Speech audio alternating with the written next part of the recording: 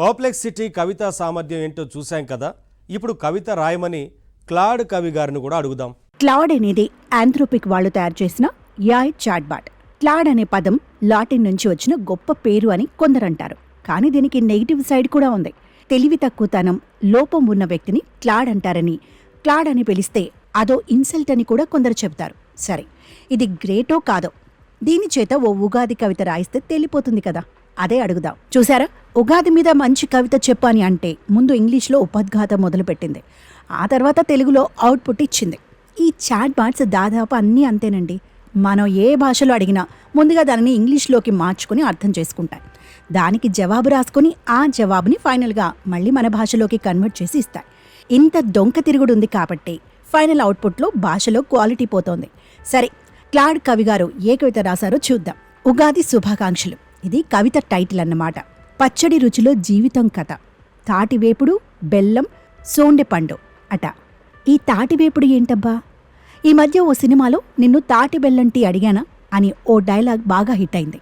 అయితే మరి ఉగాదికి తాటివేపుడికి సంబంధం ఏమిటి? మార్చేయమందాం. చూసారా, నిమ్మ, బెల్లం, పండ్లు అంటూ మార్చింది. ఇలాగే ఇంప్రూవ్ చేసుకుంటూ పోవాలి. మరి బుగ్గ రంగుల్లో పూసిన మల్లెపువ్వు కొత్త సంవత్సరం నవ్వుతూ వస్తుంది. జీవితం యొక్క నానా రంగుల మోతాదం, ఆశలు, అంకురాలు, కొంగు వెతుక్కుంటూ అని రాసింది. ఇవేం పదాలు!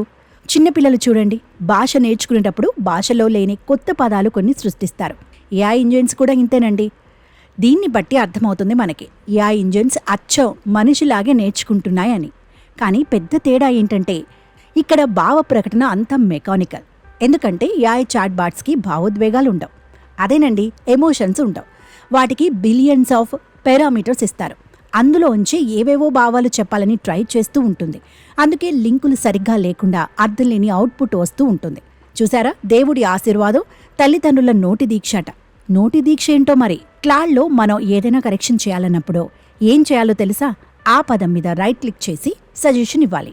ఫర్ ఎగ్జాంపుల్, ఇక్కడ మనం అదిరిపోయే అన్న పదం మీద రైట్ క్లిక్ చేసి దాన్ని మార్చమని సజెస్ట్ చేశాం. సో ఫైనల్గా ఈ కవిత రాసింది. ఓకే, ఇదేదో అద్భుతంగా ఉందని కాదండి. ఈ ఏఐ ఇంజన్లు ఉన్నాయే, ఇవి అద్భుతాల్ని డైరెక్ట్గా ఇవ్వలేకపోవచ్చు. కానీ అవి రాసింది చూసినప్పుడు, చదివినప్పుడు మనకి మంచి ఐడియాలు వస్తాయి. ఆ విధంగా ఏఐ కవుల్ని ఇండైరెక్ట్గా వాడుకోవాలన్నమాట.